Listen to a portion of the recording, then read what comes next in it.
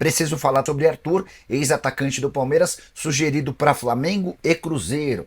Preciso te falar sobre o vazamento do vídeo envolvendo Varela, uma enorme confusão entre torcedores do Penharol e torcedores de times do Rio de Janeiro, e o lateral do Flamengo aparecia no meio dessa treta. Vou te explicar o motivo. Preciso falar ainda sobre Gabigol, cada vez mais gestante do Flamengo, e repercute também a declaração de Marcos Braz, o vice-presidente de futebol do Flamengo, ironizando o Atlético Mineiro, adversário da final da Copa do Brasil. As últimas no mercado, tem também uma decisão importante do Santos em relação a Gabigol e muito mais. Fala aí, pessoal, sou Jorge Nicola, bem-vindos a mais um vídeo do canal. Sempre bom ter vocês por aqui, sem perder tempo. Pedir para deixar like, se inscrever no canal e ativar todas as notificações. Agora sim, bora começar o vídeo com aquele tradicional giro de notícias, e a primeira informação é triste. Morreu nessa quinta-feira um dos maiores boxeadores da história do país. Maguila, aos 66 anos, faleceu. Ele lutava há anos contra uma doença degenerativa do cérebro por conta das várias pancadas que tomou ao longo da sua carreira. Carreira das mais vitoriosas.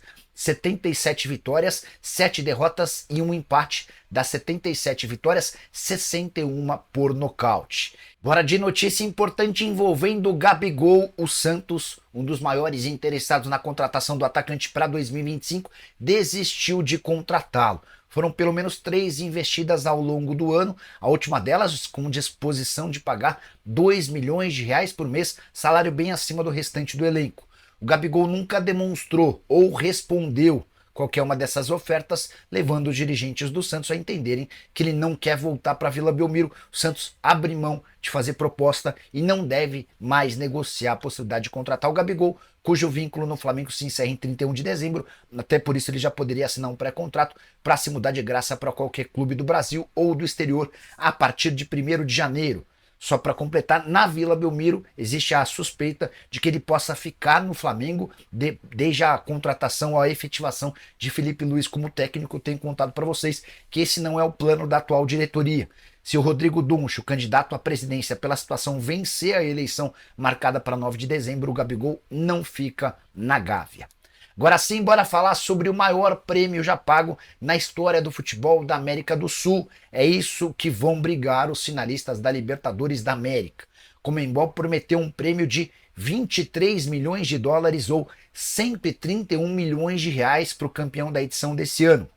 Isso sem falar na vaga no Intercontinental de Clubes, que acontece em dezembro no Catar, e no Super Mundial de Clubes em julho do ano que vem nos Estados Unidos. Sobre o prêmio de 131 milhões, nunca na história nem do Brasil nem na América do Sul pagou-se tanto. O título da Libertadores da América do ano passado, por exemplo, assegurou 102 milhões de reais ao Fluminense. Já o campeão do Brasileiro do ano passado, o Palmeiras, ficou com 47 milhões e meio de reais. O campeão da Copa do Brasil dessa temporada vai embolsar 73 milhões e meio de reais, nada que se compare a esses 131 milhões de reais, que equivalem a 7 meses da folha salarial do Atlético e algo entre 5 e 6 meses da folha salarial do Botafogo, os times brasileiros mais cotados para disputarem essa decisão. O time que for vice-campeão não embolsa 23, mas fica com 7 milhões de dólares. Esse é o prêmio prometido pela Conmebol ao time da segunda colocação. Hora de falar sobre o vice-presidente de futebol do Flamengo, Marcos Braz, que resolveu ironizar o Atlético Mineiro, adversário da final da Copa do Brasil. Você sabe, nessa quinta-feira rolou o sorteio dos mandos de campo, que definiu que o jogo do dia 3 de novembro, partida de ida da decisão, acontece no Maracanã. A volta será uma semana depois, em 10 de novembro, no Estádio Atleticano, na Arena MRV. Marcos Braz foi perguntado sobre o tema e disse o seguinte, abre aspas: essa pressão do Atlético existe há 50 anos. Desde os anos 80, eles têm essa conversa fiada de arbitragem. Se o jogo de volta fosse aqui no Rio, eles iriam falar que a bola era fria, ruim, entre outras coisas. Foi até bom acontecer isso, do segundo jogo ser lá, fecha aspas. Gostaria muito que você usasse o espaço para comentário, para opinar sobre a declaração do Marcos Braz. Ele tem razão. Está provocando de maneira inadequada as vésperas de uma decisão super importante. Estou curioso para saber o que você pensa sobre o tema, beleza? Só para complementar, o Braz ainda falou sobre a escolha de Felipe Luiz como técnico do Flamengo e comentou que desde o princípio, quando o Felipe Luiz assume o time sub-17, sempre houve muita desconfiança, abre aspas, para o vice de futebol. No processo do Felipe Luiz virar técnico, existia um desconforto enorme. Não queriam no sub-17 e depois no sub-20. O mesmo aconteceu agora para o profissional. Mas eu falei para ele que até o fim do ano garanto que não haverá problema nenhum, porque eu estarei aqui. Queremos que aconteça com o Felipe, como aconteceu com o Abel Ferreira, de que ele fique muito tempo, que está há muito tempo no Palmeiras, fecha aspas. Quero te atualizar agora sobre o futuro de Gabigol. Ouvi de uma fonte importante do vestiário rubro-negro que o Gabigol não fica para a próxima temporada.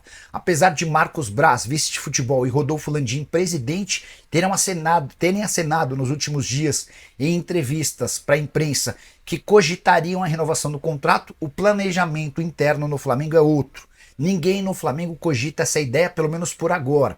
A avaliação de que o Gabigol já não vale mais R$ 1.600.000 por mês, seu salário atual, muito menos os R$ 3 milhões que ele exige para a renovação do contrato. O Gabigol ainda gostaria de um vínculo de 5 temporadas, completamente fora da realidade e do futebol que ele tem entregue. Então, por que Marcos Braz e Rodolfo Landim têm afirmado que cogitam a renovação desse contrato? Eles estão muito preocupados com a eleição para presidente, marcada para 9 de dezembro. Eles temem que, ao afirmarem que o Gabigol está fora, percam votos. Rodrigo Dunch, que é o candidato da situação, vai precisar do voto de todo mundo, até porque a concorrência é super pesada. O BAP, que é candidato de oposição, hoje até pinta como favorito a vitória nessa eleição. Então, para não perder os votos dos simpatizantes do Gabigol, o Flamengo tem sinalizado que não descarta a renovação do atleta. Gabigol, que tem sido especulado por clubes do Brasil e também do exterior. Nas últimas horas surgiram especulações de que Sevilha e Betis estariam interessados no atleta.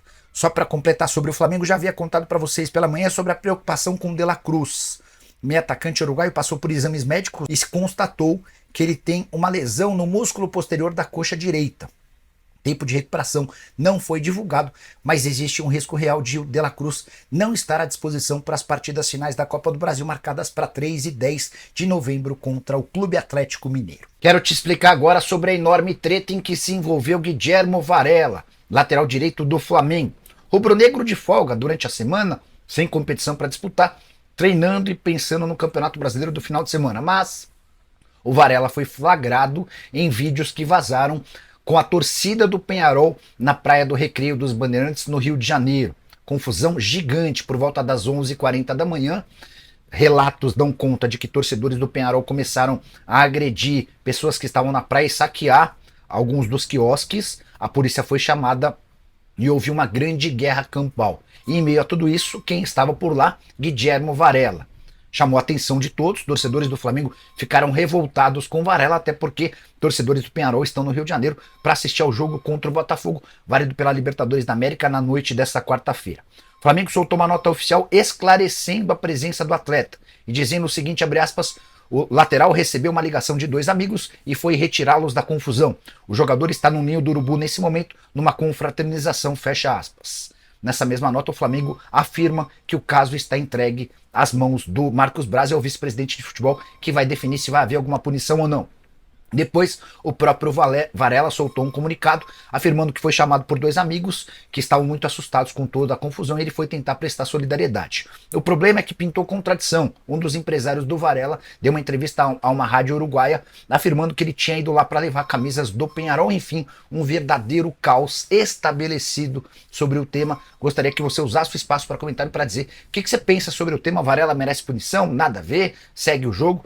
Use o espaço para comentário e deixe registrado o que você pensa. Para mim, tudo normal. Acho que o Flamengo não tem que se preocupar nem multar o jogador por conta dessa questão.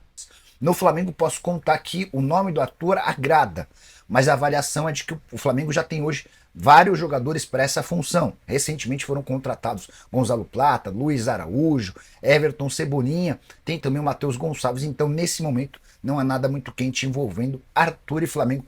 Qualquer novidade conto para vocês. Combinado? Varela se manifestou agora, o empresário do Varela se manifestou, Marcos Braz falou sobre o assunto e criticou o jogador.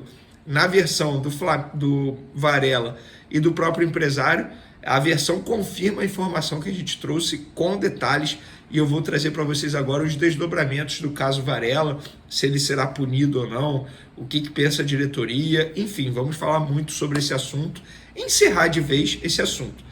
Porque aconteceu, teve uma enfim, uma confusão danada, vídeo para lá, vídeo para cá, e agora a gente vai falar sobre os desdobramentos e o que aconteceu com Varela. Vamos para as informações? Antes de falar do caso Varela, eu encerrei o último vídeo dando a informação de De La Cruz lesionado e que o Alcaraz será o substituto direto. Inclusive, eu estava pensando que o Alcaraz, lá quando ele tinha acabado de chegar ao Flamengo, em setembro, ele deu uma entrevista à Flá TV. E durante essa entrevista, ele falando sobre o estilo de jogo dele, como ele joga, e eu lembro muito que ele disse que ele parecia muito com o De La Cruz. Abre aspas, eu até cacei essa declaração dele e achei. Gosto de jogar muito pelo meio, sempre de ir ao ataque. Sou um pouco parecido com o Nico De La Cruz, que também gosta de ir muito para frente, afirmou o argentino. Isso na ocasião. O que aconteceu agora? O De La Cruz, com uma grave lesão muscular, novamente vai desfalcar o Flamengo durante um longo período. Com isso, quem será o seu substituto? O Alcaraz, como eu disse no último vídeo. E aí, é a oportunidade perfeita para o Alcaraz se adaptar de vez ao Flamengo. Primeiro, ele vai jogar na posição que ele considera ideal. O Felipe Luiz também o enxerga como uma espécie de segundo volante, basicamente o que o Nico De La Cruz faz hoje no meio de campo do Flamengo. Então, o Felipe Luiz vai conseguir juntar a fome com a vontade de comer. Sem o Nico De La Cruz, ele tem o Alcaraz à disposição dele, doido para comer a bola, e o Felipe Luiz vai utilizar os jogos que antecedem, os jogos no Campeonato Brasileiro que antecedem as finais da Copa do Brasil para poder dar ritmo de jogo ao Alcaraz, dar entrosamento. Ele vai ter que ter um entrosamento muito bom com o Arrascaeta, com o próprio Gerson. E o Felipe Luiz também vai ter que decidir quem será o primeiro volante dele para o primeiro duelo com o Atlético Mineiro. A gente pôde ver ontem o Atlético Mineiro muito bem em campo, tudo bem. O Davidson, que foi o destaque do jogo, não joga na final da Copa do Brasil por já ter jogado com a camisa do Cuiabá, menos mal para o Flamengo, mas o time do Atlético Mineiro você não pode menosprezar, muito pelo contrário, tem que ter um respeito muito grande. E sem o Pulgar, se eu fosse o Felipe Luiz, eu trabalharia com o Léo Ortiz sendo primeiro volante, junto com o Alcaraz, segundo volante ali, Arrascaeta e Gerson. Esse seria o meio de campo para a final da Copa do Brasil. O que vocês pensam? Podem opinar à vontade aí, podem dar a opinião de vocês. Agora vamos para o caso Varela, os desdobramentos da situação do Varela. Eu não vou explicar o contexto, porque vocês sabem muito bem, eu tenho certeza. Qualquer ser humano viu os vídeos de hoje do Varela no meio da confusão envolvendo os torcedores do Peñarol e todo mundo se perguntando o que o Varela estava fazendo lá. Já expliquei no vídeo anterior e agora vou trazer a nota oficial que o Varela publicou em seu Instagram. É pequena, fica tranquilo. Abre aspas. Nação Rubro-Negra. Como registrado nas redes sociais, estive na Praia do Recreio para resgatar 2 amigos que estavam assustados com a confusão. Não participei de nenhum ato de violência. Perdemos contato assim que cheguei ao local. Esperei por 15 minutos e fui abordado por policiais militares que faziam o seu trabalho. Após tudo ser resolvido, me encaminhei para um almoço com os meus companheiros e comissão técnica. Já conversei com o vice-presidente de futebol, Marcos Braz. Peço desculpas pelo mal-entendido e reafirmo o meu compromisso de levar o Flamengo aos títulos. Saudações rubro-negras. O empresário do Varela também falou.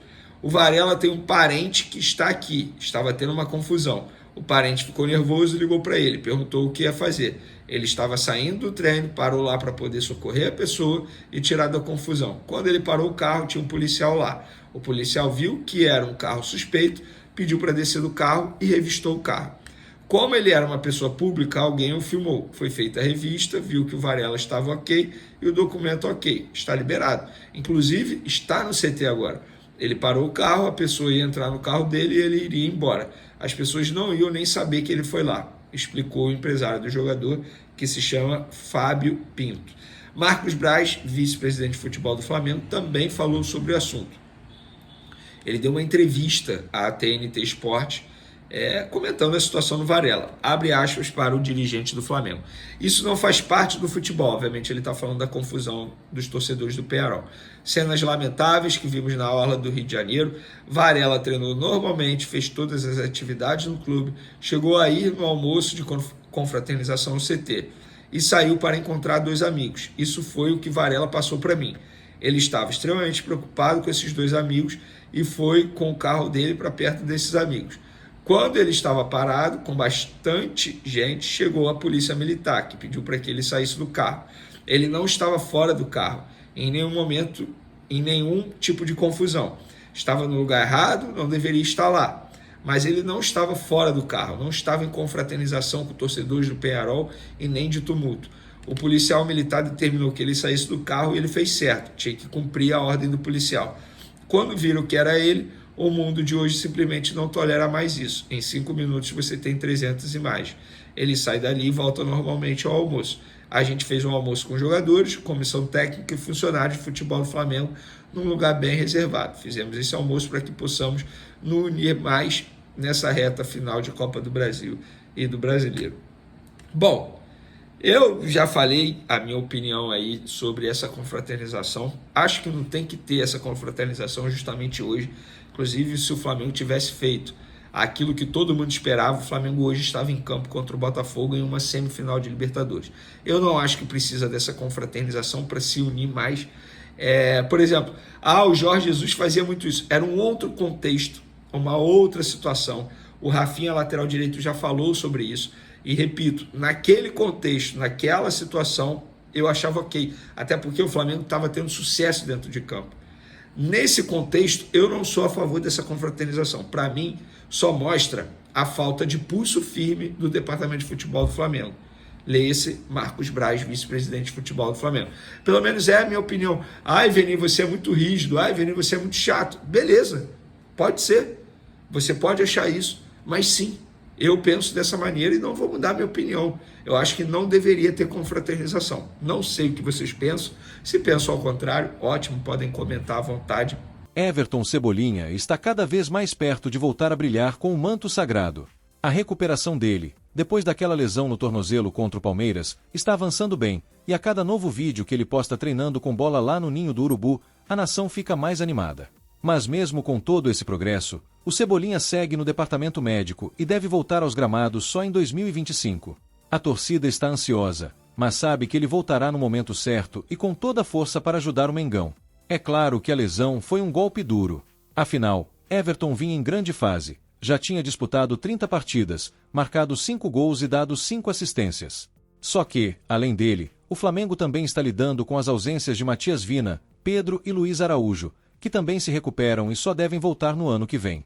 Mesmo assim, o time não esmorece e, com a garra característica, segue firme na final da Copa do Brasil e lutando pelo título do Brasileirão. O Flamengo está 10 pontos atrás do líder, mas o Botafogo ainda tem um jogo a mais. Se depender da torcida e do espírito do time, a gente vai continuar brigando até o último minuto.